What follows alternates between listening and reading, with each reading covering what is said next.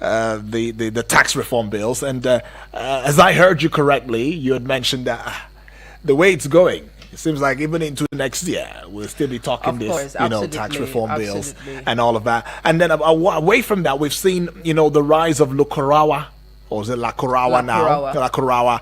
I don't know, because it seems as though every time that we have these kinds of terrorist situation, we are not the only persons, who seem to be affected. We affect every other country around us. Look neighboring countries. Yeah, look at Chad. Look at Niger, right? Look at these guys, already envisaging that, look, this terrorist group might just spread into their borders, and they're doing all they can, to make sure that it is tackled. But that's right. To my mind, it's more like to make sure it's being contained in Nigeria, contain it there, so that it doesn't have to slip into our territory and all of that. But my thoughts are quite different. Right. Okay. We saw that on the Punch newspaper this morning, if I'm not mistaken. The efforts, underway by the Nigerian government and, of course, the Republic of Nigeria, just to deal the size Lakurawa insurgent group, from even spreading their wings any further, because we know, of course, that if they, God forbid, but if we have a situation where we get overwhelmed, with or by the activities, it's definitely going to portend doom for our neighboring country or countries, as it were. So it's indeed a step in the right direction. All right, just talking about step in the right direction again, we've seen time without number. I mean, the continuous issues that arise from unpaid, allowances, unpaid salaries, pensions, quite a number of issues. One of such would be the recent one that had to do with, is it INEC and ad hoc staff now? Right. Yeah? Right. You might want to intimate us just a little bit as we set a tone on this one. Okay, so ad hoc staff of the Independent National Electoral Commission, INEC, who participated in the November 16 governorship election in Ondo State at the weekend, cried out over the delay in the payment of their stipends. Now, while threatening to protest over the development, some of the 17,000 ad hoc staff lamented that weeks after the election, they were yet to receive any payment. Now, the aggrieved ad hoc staff, who pleaded anonymity, informed newsmen in Akure, the Ondo State capital, that they never expected that the payment would be delayed for long, despite assurances that it would be received an hour after the election. However, the swift reaction has actually followed this, where INEC's spokesman, in the state, Dr. Tami Tokbe Akamu, who had earlier denied, delegations for to say that the commission had commenced the payment of allowances to the ad hoc staff who took part in the governorship election, and if there is any delay, it should be blamed on the financial institutions that this ad hoc staff, the affected or aggrieved ad hoc staff, they are using. So it's not solely the fault of the electoral umpire in the state. But again, it says a lot. It says a lot. It says a lot. They say in every nonsense there's some sense. There is some sense. There's some sense in it. And that brings us to, what, the topical issue would be today. I mean, as we looking at the retired military officers' protest, non-payment of entitlements in Abuja, right? Before we even give, the listener out there, the background to this conversation, we know that ASU, on the other hand, is one body that has been on the neck of the federal government. At some point in time, it's been a hassle, or a Herculean task, trying to figure out who is lying and who is indeed telling the truth. Yeah. And you also take a look at Labour. The NLC, the other unions accusing the Labour. Yes, NARD, resident doctors and what. So it's always from one, the non-payment of, one entitlement or arrears or salaries to another. So it continues. True that. Well, it does bring us to the fact that the protest by retired military officers in Abuja is not an isolated, incident, as we've been able to elaborate, some more, but rather it's more of a symptom of a larger issue of non-payment entitlements, especially to military personnel in Nigeria. Now, the country has a history of delayed payment of salaries and entitlements to its military personnel, and this has led to some widespread discontent discontent and protest. And this is not something that Nigeria, would be able to handle. I mean, if we start having protests over non-payment of entitlements, I don't know what the society is going to, turn into. The same chaos that we are trying to avoid might just be, the order of the day. But we are just hopeful that this will not be the case. But in 2019, if you consider this, right, you discovered that the Nigerian government has also announced a 20 to 28% salary, increment for military personnel. But the payment of this increment, has been delayed for some reason or the other, and that has led to, the current protest. I mean, the protesters are demanding payment of their entitlements. And that is to include palliatives, pension adjustments, and refunds of deductions made from medically, boarded soldiers and pensions and all what have you. So when you look at all of these, you also discover that the non-payment of entitlements to military personnel is a complex issue. Absolutely. You would agree with me. Absolutely. And it involves multiple stakeholders, including the Ministry of Defense. The Ministry of Finance, ought to be mentioned in this too as well. After they stormed, their office. That's right. They did storm their office. And then the office of the Accountant General of the Federation, AGF, right? And the issue is further complicated at the moment, as it stands, by the country's bureaucratic processes and the lack of transparency in the payment of these entitlements, right? Well, let's give a text summary, to the discourse just before we bring in our guest. All right, so it won't look like we're fabricating, stories. That's right. Yeah. Last week, Thursday, in the morning specifically, retired military officers sealed off the Federal Ministry of Finance headquarters in Abuja, demanding payment of their overdue entitlement. And the protesters, led by a retired colonel who goes by the name Innocent Azubike, arrived at 7:30 a.m. with mats and canopies, ready to wait until their demands are met. Now, the protesters are seeking payment of a 20 to 28% salary increment from January to November 2024, which has caused them untold hardship. And they're also demanding palliative payment from October 2023 to November 2024. Pension adjustment of 32,000 naira, bulk payment of the security debarment allowance, and refunds of deductions made from, medically boarded soldiers' pensions. Now, despite prior assurances, the delay in payment prompted the protest. Yes. I mean, assurances have always been given, over time. Yeah.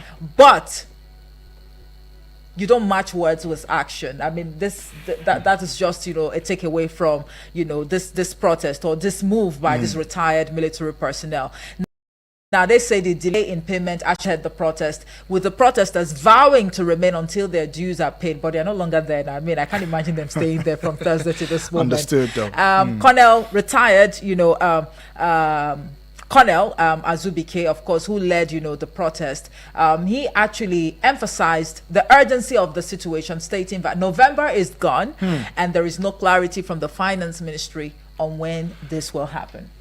Well, this will be a good time to connect with our guest, who is in the person of, we like to call him a comrade. I'd like you to do the honors of the introduction at the moment. All right. Comrade Salihu Mahmoud Dantata is a public affairs analyst. He also doubles, as a security expert as well. Right, as well. Okay, so he's going to be adding his voice in the discourse in just a minute, right? Good morning to you, comrade.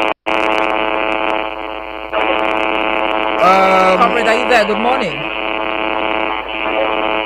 Okay, comrade, your line is really fuzzy and very unclear. You might as well want to maybe check your connections and maybe move away from where you are so that you can get a better reception as we would be reconnecting with you. I mean, a comrade has, over time, added his voice in many of these issues. One of such would be the time when we had the debacle that went down between the Kano emirship issue, the tussle. He was a strong voice. In fact, it gave us how these stories, began from the past, the way back, the lineage, the genealogy, all of it.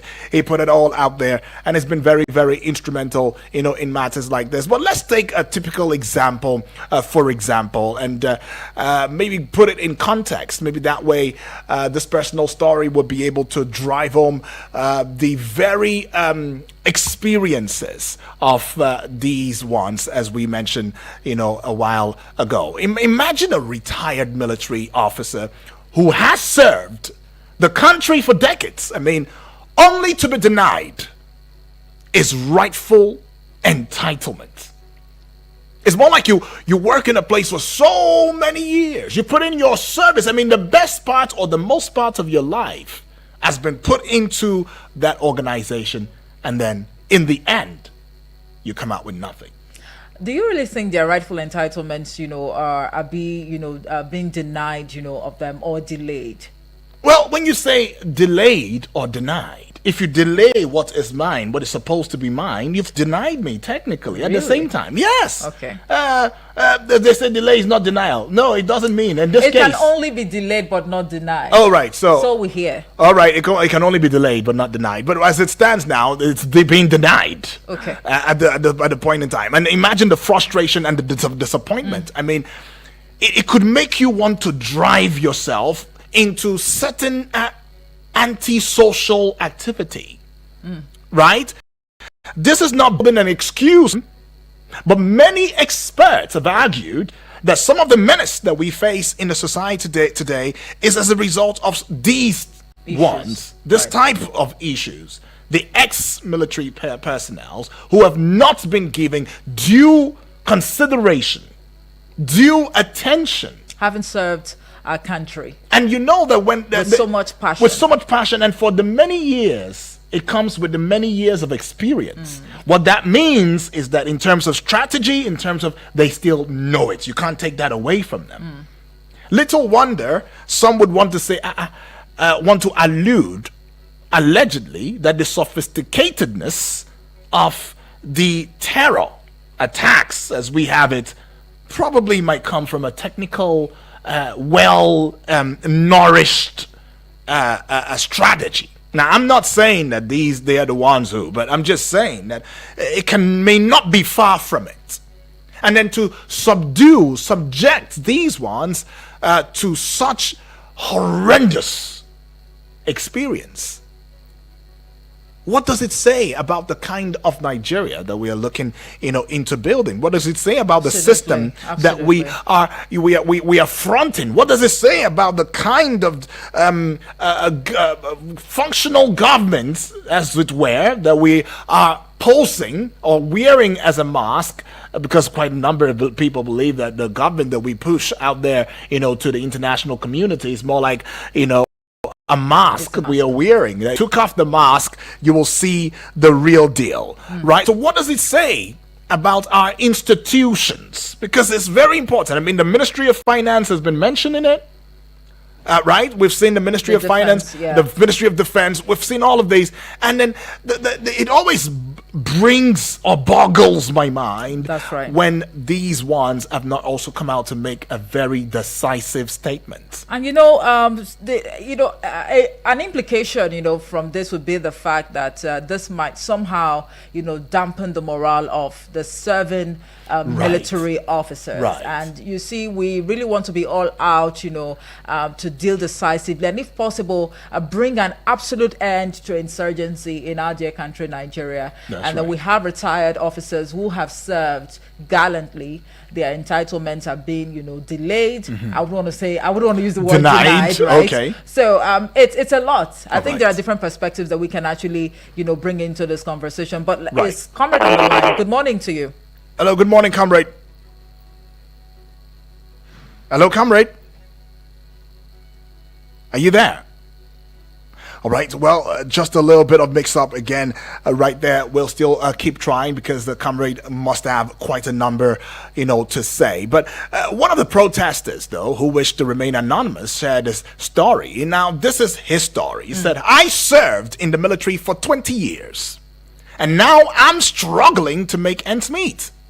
I've been waiting for my entitlement for months, but nothing has been paid.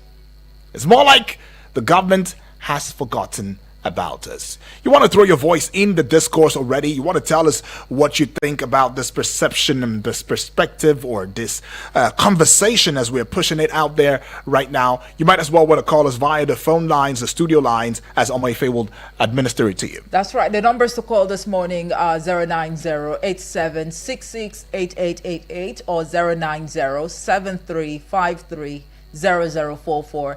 You can also send a voice note or a message to the WhatsApp portal on 090-9705-4450. Keep the calls coming through. You already know the numbers, and let us also, hear from you. What could be the reason for such delays, right? And how do you think that we can navigate, out of the woods on this one? Hello and good morning. Good morning. Yes, good morning. What's your name and where you're calling from? My name is John. I'm calling from Local. You're calling from Local Goma, right? Yeah. All right, John, welcome aboard. Talk to us. Thank you. Well, I had wanted waiting for your guest to speak, but since it's not coming on because it's an opportunity to vent and to express my displeasure, which I believe is a displeasure of a lot of Nigerians. These people served in the military. You are called to come and die for your nation, not to live for your nation. By implication, even though they are brave, they died, they sacrificed. In one of the sister stations last time, I said we are even supposed to come and demonstrate for these people, not allow them themselves to even come to the street. It is not a rocket science. You have people serving, you have their data. You program this thing. Even you can tell the institutions, the government institution, the banking institution, when these people can be paid. It didn't take us a decade to get the presidential jet for the president. It doesn't take a decade to get the vehicles and all the entitlement to the lawmakers, the governors. All their programs are never delayed. Why will those of the military that serve? It is the entitlement. There is no reason on earth. It's not that we don't have the money. It's not that we don't have the data. It's not that we don't have the agencies saddled with this responsibility, that they don't have the know-how. They have the know-how. It is not even wickedness. It is evil. It is after serving. The painful aspect is that you make deduction. I am even in my opinion, putting forward that there shouldn't be any deduction again. Since you make the deduction, you don't pay them, or you don't pay them, they complete you. What is the essence of deduction? We're even supposed to, without deduction, give this. You are not supposed to even make any deduction. So this is my opinion. Appreciate. Thank you and very it's not much, just John. those in government. Right.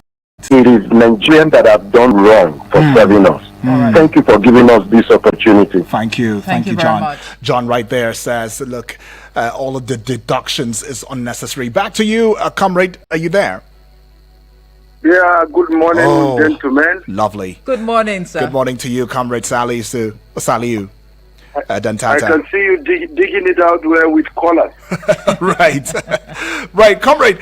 We already here. I mean, the non-payment of entitlements for military personnel is it's not a new issue in Nigeria. I mean, in 2018, the Nigerian government was forced to pay 1.3 trillion naira in outstanding allowances to military personnel. However, that issue is still persisting, with many military personnel still waiting for their entitlements. When you put all of this together, what comes to mind as a security expert and one who is very versed in this kinds of discourse?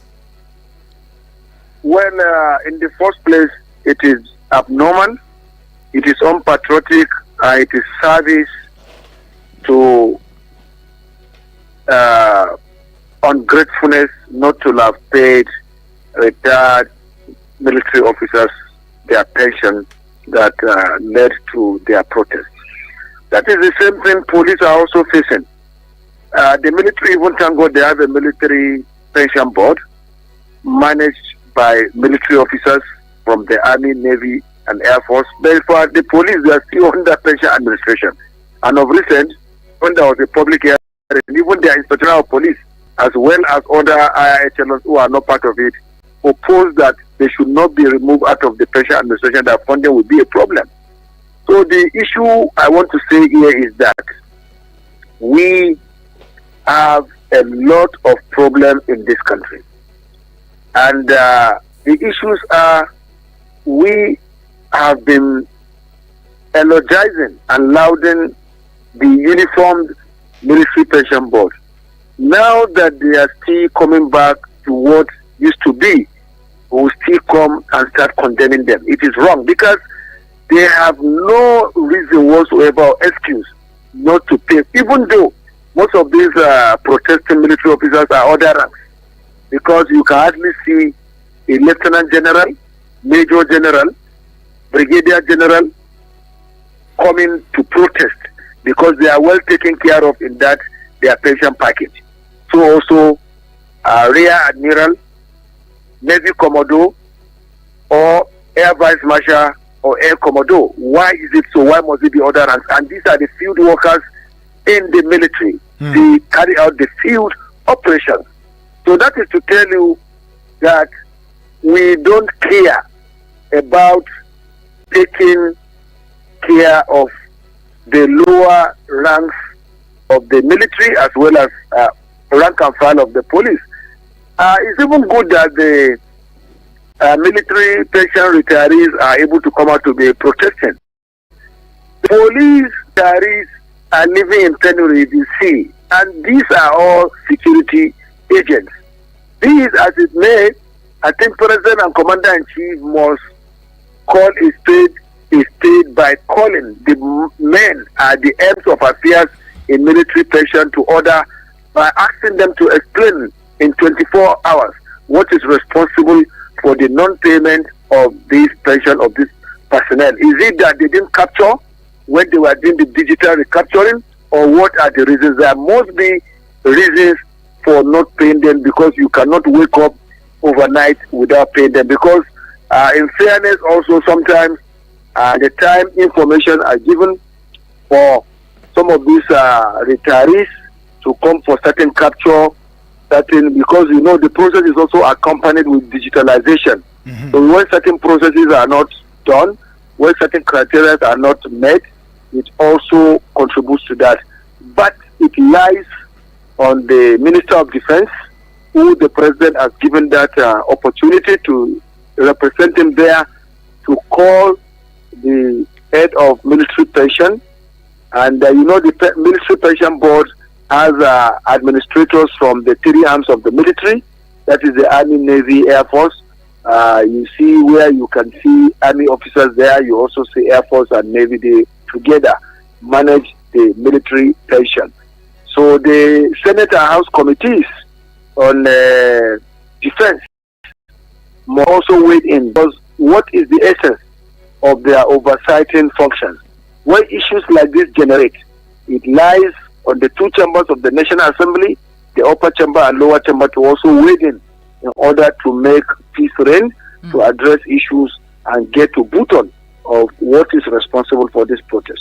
All right, comrade, just to bring in another perspective, is it possible that the Ministry of Finance and that of Defense, maybe there is no synergy, ongoing in terms of addressing the entitlement of this military personnel serving and retired? And also, what exactly, because if we are to link some, certain factors to this, what implication, would this be or mean for serving military personnel in the country? These are two questions in one. Well, when there is no harmony between Ministry of Finance and Defense, it is their own cup of tea. It means the ministers can as well be relieved of their appointment, because the essence of Mr. President appointing them is to hold brief for him there. And when there are certain gray areas they cannot address, and making it to be at the detriment of retirees, then it is rather regrettable. And I think the President must wait. And that is why you see I made a call to the President and Commander-in-Chief as well as the National Assembly. Because when things go wrong, these two can address it. It is killing morale it is killing motivation for those that are serving in the Navy, Air Force, Police, or other security agencies. It is going to kill morale because they will now say, we are still in this service. So I look at the people that have gloriously served this nation, defended the territorial integrity of this country. Look how they are going through this abject poverty, deprivation of their timely payment of pension, and also other things. Then let us do the other way. This brings compromise, conspiracy, and lukewarm attitude toward execution of onslaught against armed banditry, insurgency, and other criminal onslaughts. So it is very, very unfortunate for any serious nation to indulge in this, for this to be allowed to happen. While the higher echelons of the government are there, layering sirens, using fuel to move government vehicles, chartering flights to deliver government assignments. Innocent military personnel and officers who sacrifice for the unity of Nigeria, for defense of Nigeria, cannot even get their pension. If were it to be honorarium of a minister, will that be so? That's my point. That's my point exactly, and that's why I'd like to come from the opposite end from what Omoife had asked. Now, that would be the place of can we not say that this might be an intentional fault? Why am I saying that? You mentioned, even though Omoife had talked about synergy between the Ministry of Finance and Defense, you also mentioned that you don't hear things like this with certain ranks, officers, right, of the embodiment of our military personnel. I'm talking about when you talk about brigadier generals, you're talking about the commodores, you're talking about the lieutenants and all of that. Yeah, you don't hear this in their regard. Doesn't this show some sort of segregation? Doesn't this also show a reflection of our society? And lastly, doesn't it not also point out the fact that if you are not a high and mighty, you cannot really get your entitlements as and when due? It is a mentality we have in Nigerian society that if you are not big, if you are not high, things related to you are not taken seriously and they are treated with levity. I just mentioned the issue of the police for you. Same thing they are experiencing in military pension, same thing is happening in the police of recent. When the Senate called for public hearing, even some of the pension administrators started saying if they exempt the police from pension, they will suffer just because the IG, PIG, and AIGs are not part of the police pension scheme, because it now goes from commissioner of police downwards, which is not supposed to be. Even in the armed forces and the police, there is always difference between the commissioned officers and lower ranks who are the non-commissioned officers, which ought not to be. That's right. These operations in the Army, Navy, Air Force, and Police are carried out by the so-called rank and file and other ranks. Therefore, their welfare must be capacitated and be given priority. Of recent, you can even see, you can hardly see any general, air vice marshal, or rear admiral facing this kind of situation. Of recent in the police, the barracks where other ranks live, from Fanomo in Ikoyi to Gariki in Abuja, Jadi and others, they so did during the previous administration of some IGs. I don't want to mention their names. Now, as I told you, they just gave some of the police officers 1 million, 2 million to evacuate. Where do you want them to go to? And you said they should come and fight criminality in the country. The same thing with the members of the armed forces. These other ranks, if you go to their barracks in Kotoko, 81 barracks in Kaduna, barracks in armed forces command and staff college, Ojo, Kanji, nothing to write home about when you compare it to those of officers. They are not even self-contained. Barracks of both the other ranks of the Army, Navy, Air Force, as well as the rank and file of the police. But when you go to those of officers in Abuja, for example, Niger Barracks, Kampobasi, and other barracks where you can see state-of-the-art architecture, is not supposed to be so. Right. In America, the difference is not much. Okay. They put comfortability in terms of their shelter, welfare, and whatever. And that is why you see the performance of American Marine is very high. Performance of British Army is very high. German and Russia and other first world country armed forces both Navy, Air Force, Army, and others. Let's put a peg to your thoughts. Go pay some bills. When we come back, of course, we'll engage more as well as open the phone line so that we keep hearing from family members as they lay their thoughts in a responsible way in the discourse.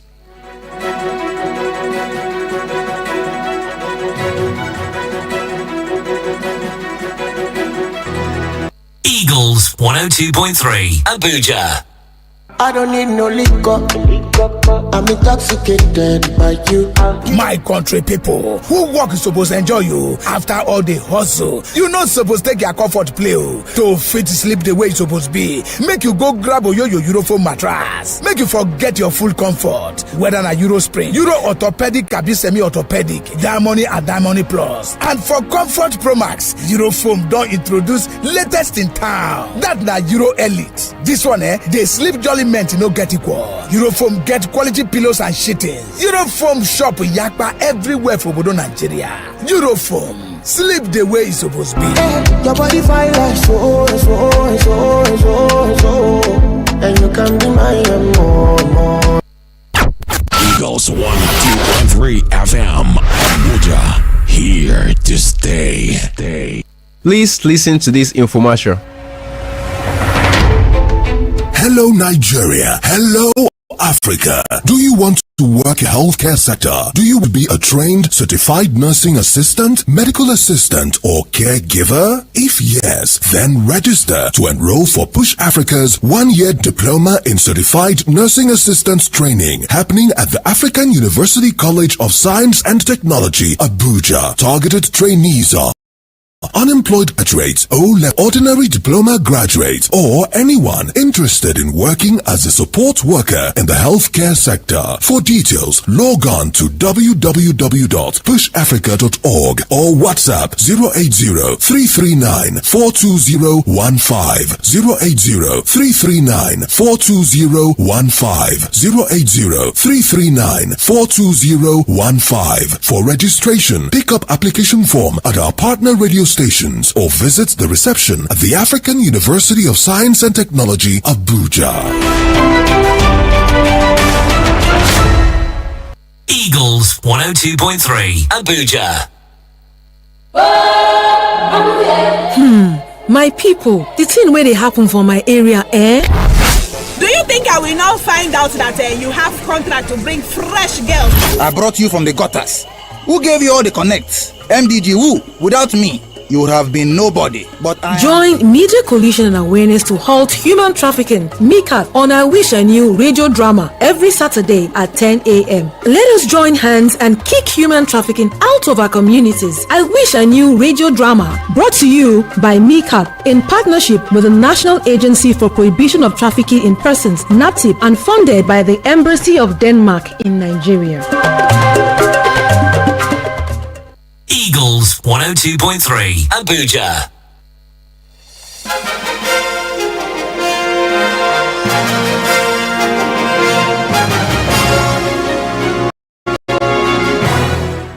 Still Eagles 102.3 FM Abuja, and we are talking politics and current affairs, and we still have our guest who is in the person of Comrade Saliu Mahmood Dantata, and of course is a security expert as well as public affairs analyst, right? Well, Comrade, I'm sure you're still in there. Are you there? I'm with you, yes. Wonderful, wonderful. Let's look at a bit of another angle to this discourse. Right, because, before we went on that break, you had to compare Nigeria, with the United States and how well they take care of, their maritime officers. Mm-hmm. But Nigeria is not the only country facing challenges in paying entitlement to its military personnel. Other countries, such as the United States, have also faced similar challenges. Now, in 2019, the U.S. government was forced to pay $1.3 billion in outstanding bonuses to military personnel. And then when you come down to Africa, South Africa precisely, in 2018, the South African government was criticized for its handling of military veterans' benefits, with many veterans complaining of delayed payment. And then in Ghana, yes, our neighbor, neighboring right, West African in 2020, country. the Ghanaian government was forced to pay 10 million cedis, Ghana cedis, Ghana yes. cedis in outstanding allowances to military personnel. So, whilst we want to critically analyze this, issue, it only goes to show that these things also happen in other climes. So that be some sort of judgment for the federal government, right? I disagree, because when you now start saying that so in America, and that even at that you can never compare American military or security pensioners with those of Nigeria. Okay. Of those of Nigeria. Are you getting my point? Right. So it is like comparing arithmetic with geometrical terms, which is not.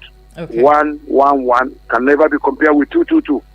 So the issues are the deprivation in first world countries is blessing in third world countries.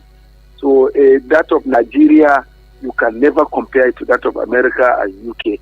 It's just like when they say there is a shortage of shelter in America or Britain and whatever. When you now come to Nigerian perspective or aspect, you now see that those shelter they are talking about that are deprived for the people and what have you, they are not even present or cannot be found in Nigeria. So it is an empty situation to percentage situation.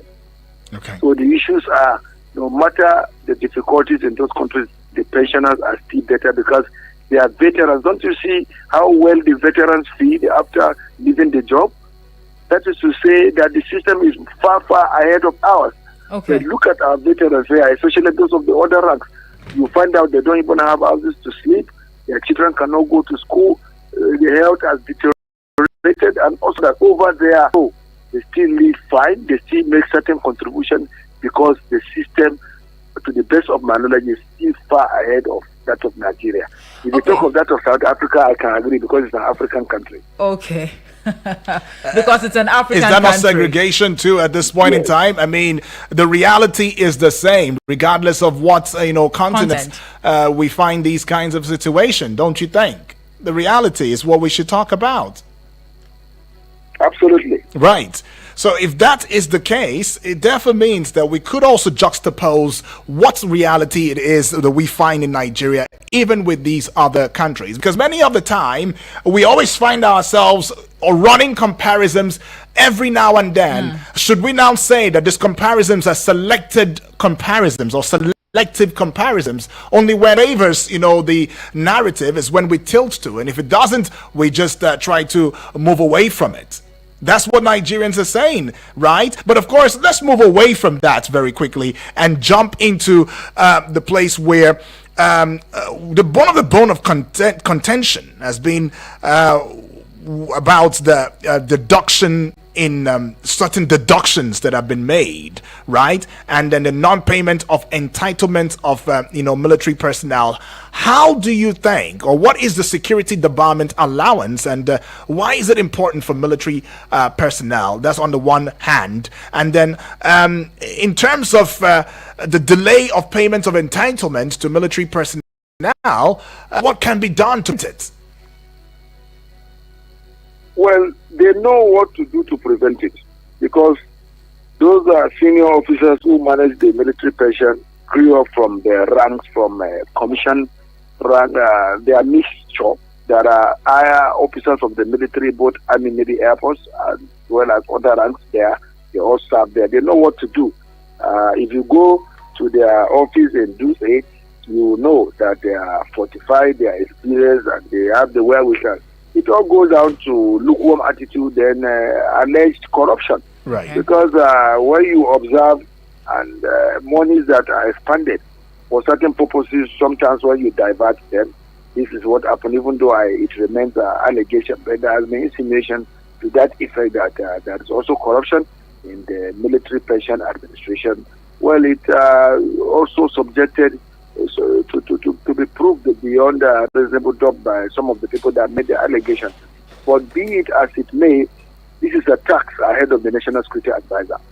We shouldn't make it that under him as NSA, because don't forget, the NSA office coordinates the entire security for the president.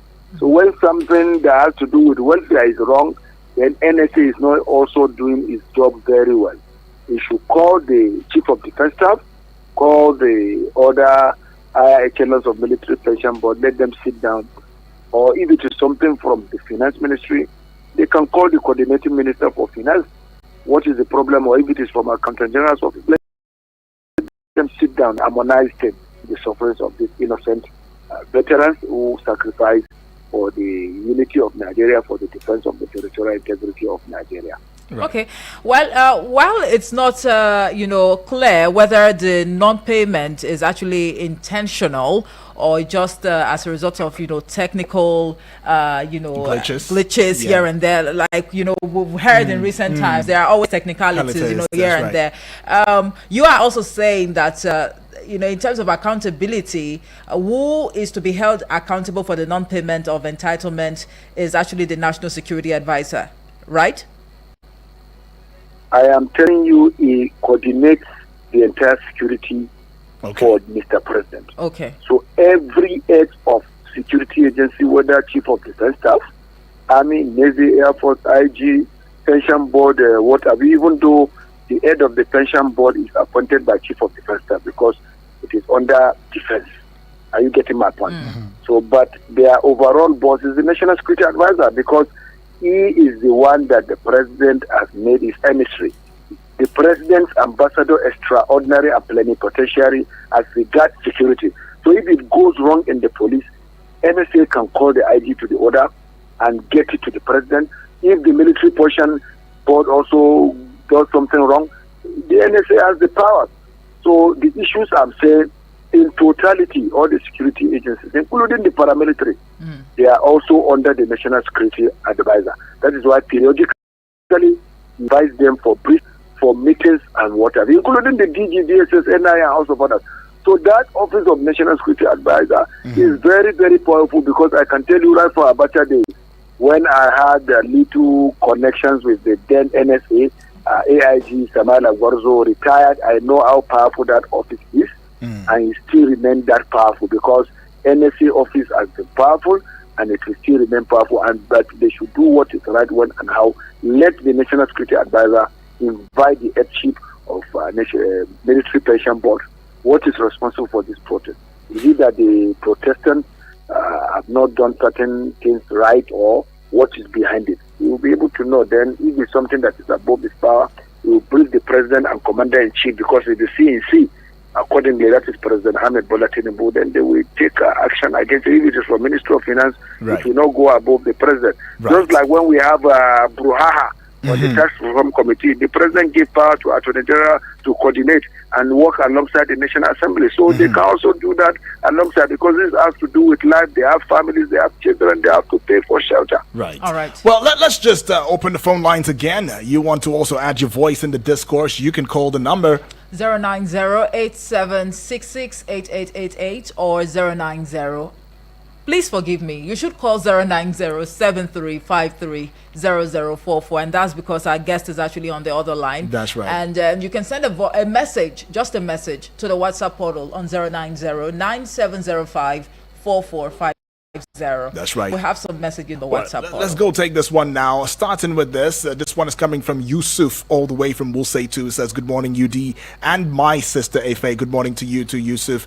Military retirees shot Finance Ministry over unpaid entitlements.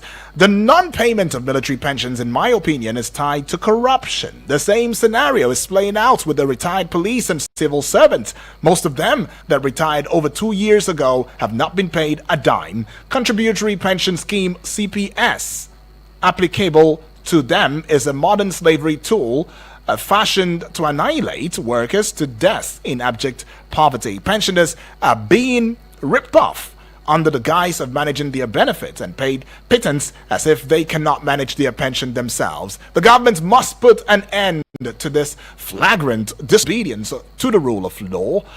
Payment of pension is right and not privilege. Have a nice day, he says. You too. Thank you very much, Yusuf. Appreciate that one from you. Let's get to this one. Turkin Behundu says, good morning, Daniel. Good morning to you, Turkin B. It is unfortunate that back here in Nigeria, the government pays little or no attention to our people who put their own lives, on the line to ensure the country is protected from internal and external aggression. By the way, how much is the pension stipend? Nothing to write home about. The ogas on the top, they enjoy so much, and they have more than enough to fall back to, even own properties, homes and even abroad, while the ordinary officer works so hard with to fall back to. Turkin Behundu there. Thank you so much for that message. That's right. Well, that's about it right there with the messaging. Time is really fast spent. But then we would like, to hear from you as final thoughts, Comrade Salihu. What would be your final thoughts? I mean, my final thought is that President Ahmed Bola Tinubu must come out clean on this matter. If the fault emanates from Ministry of Finance, let the people culpable be punished. Right. If it is from the military pension board, let them be punished, because we cannot continuously be watching how some people are playing with the lives of innocent people. It is wrong. It is bad for our image. Now they have ridiculed his administration before the international community. What is supposed to be done should be done at the right time, when and how, and we should not always treat issues like this with levity just because it affects the common man, the lower ranks of the military and the police and others. It is wrong and must be addressed immediately. And the National Assembly, like I emphasized earlier, must come out to support these retirees by investigating this. It doesn't take them anything to institute a public hearing. Thank you very much. Thank you so much, Comrade. Thank you very much, Comrade Salihu Mahmoud Dantata. It's always a pleasure discussing Nigeria and the issues bedeviling, the country with you. Thank you. That's right. And yes, we should also put it out there that there also some need for monitoring and evaluation. That's right. The government should establish a monitoring and evaluation system to track of entitlements to military personnel. It's very important. What of such? From regular audits, the government should conduct regular audits to ensure that entitlements are being paid promptly and without delay. I think it's very important. That's right. Of course, feedback mechanisms, performance metrics, and all of that. What are the expectations that you and I are having, from this? I mean, we're expecting the government to take immediate action to address the issue of non-payment of entitlements. I mean, to military personnel, because if you don't treat those who seemingly have stood at the forefront of protecting us as the human beings, as citizens, how then do you extend that love, to us? Right. So that's the thing, and that's why we're seeing a replica of these cases in not just the military now, the civil service as well, as our guest mentioned, and all of that. And beyond, prompt payment, I think there's also need for transparency and accountability, and if possible, reforms, that would, improve